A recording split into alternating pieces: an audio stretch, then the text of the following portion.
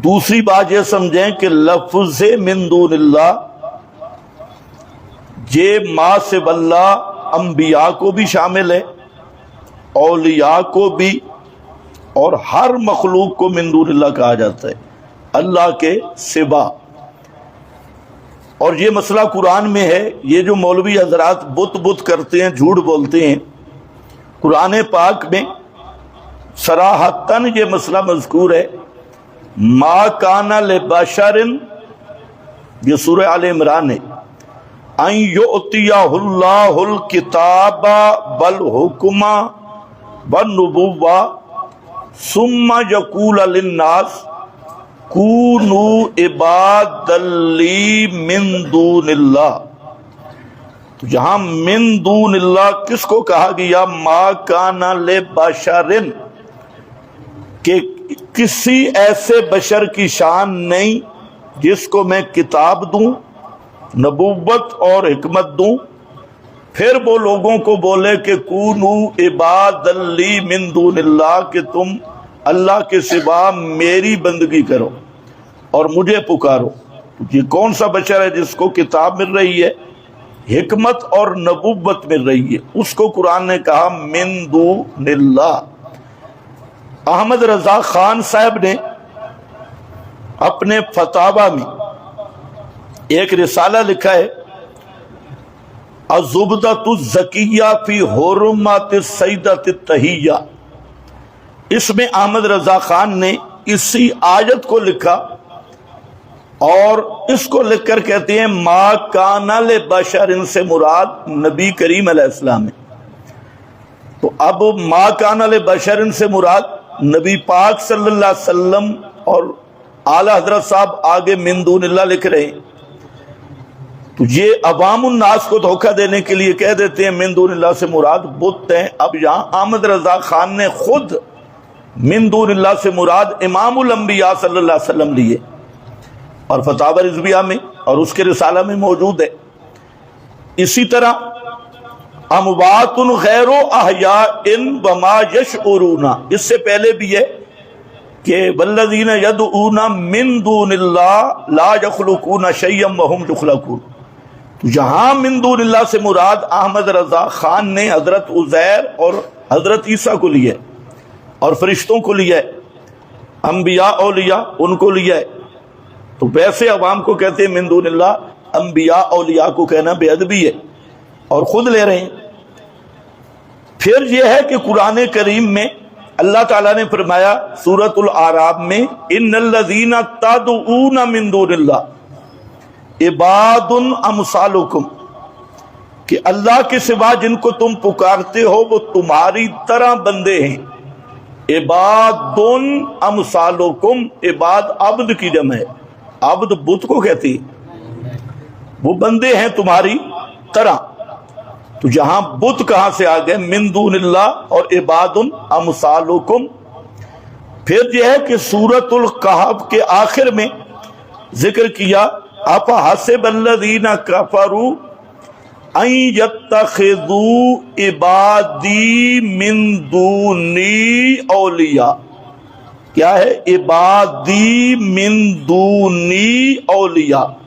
کیا خیال ہے ان کافروں کا جنہوں نے میرے سوا میرے بندوں کو کارساز بنایا، مشکل کشا بنایا؟ جہاں بت کہاں سے آ گئے؟ عبادی من دونی اولیاء۔ پھر سورۃ المائدہ کے آخری رکوع کے شروع میں قیامت کا منظر ذکر کیا کہ قیامت والے دن یہ جو عیسائی مشرک ہیں حضرت عیسیٰ کو پکارتے ہیں، ان کو حضرت عیسیٰ کے روبرو کیا جائے گا، کیونکہ عیسائیوں نے حضرت عیسیٰ پہ یہ الزام لگا رکھا ہے کہ حضرت عیسیٰ نے ہمیں کہا کہ مشکل میں مجھے پکارو اور میری ماں مریم کو پکارو، ان سے دعائیں مانگو۔ تو قیامت کے دن روبرو ہوں گے۔ سورۃ المائدہ کا آخری رکوع کا شروع ہے۔ اس سے پہلے رکوع میں اللہ نے حضرت عیسیٰ کی عظمتیں بیان کی، شانیں بیان کی، انعامات، اور پھر فرمایا کہ یہ انعامات یاد کرانے کے بعد اللہ رب العزت پوچھیں گے اذ قال اللہ یا عیسی ابن مریم اانت قلت للناس इत्तखिज़ूनी व उम्मिया इलाहैन मिन दूनिल्लाह, कि अल्लाह ताला फरमाएंगे मेरे ईसा क्या तूने कहा था कि मुझे और मेरी माँ को मुश्किल कुशा बना लेना मिन दूनिल्लाह, अल्लाह के सिवा।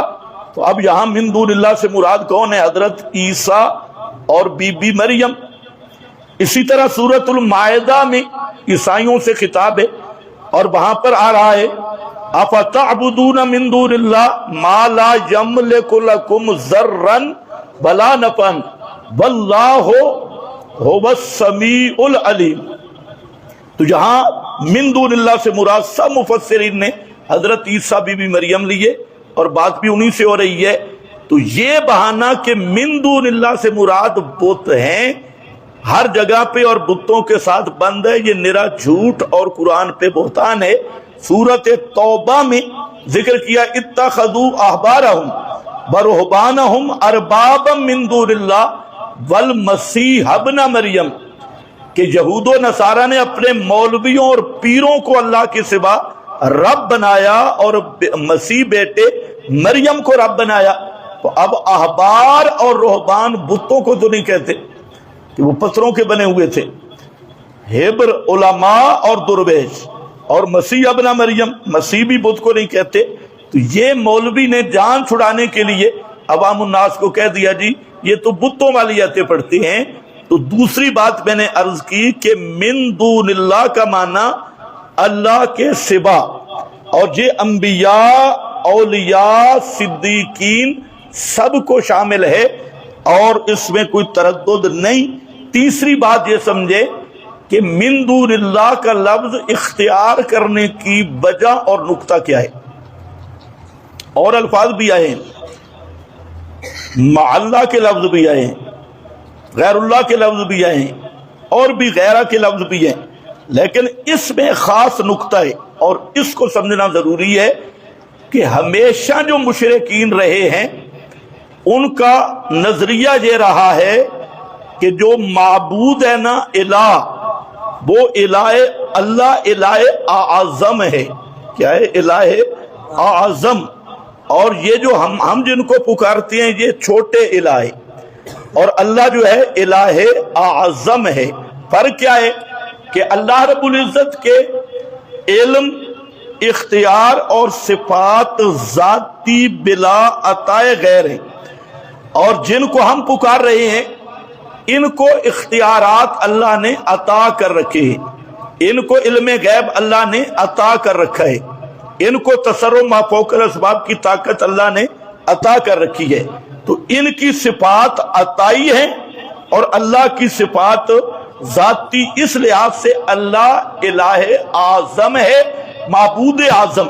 और ये जो हमारे हजरात हैं ये माबूद असगर हैं, छोटे छोटे माबूद हैं, ये अल्लाह के बराबर नहीं। इन्हें जो ताकतें मिली हैं ये अल्लाह ने दी है और ये अल्लाह के मुख्तार किए हुए हैं। इल्म गैब इनका तफवीज़ी है, इख्तियार इनके तफवीज़ी है। तो इस लिहाज से वो कहते हैं ये इलाह तो हैं लेकिन अल्लाह से कम दर्जे में है। तो मिन दूनिल्लाह फुलान दूना फुलान का मतलब क्या होता है? दर्जे में कम।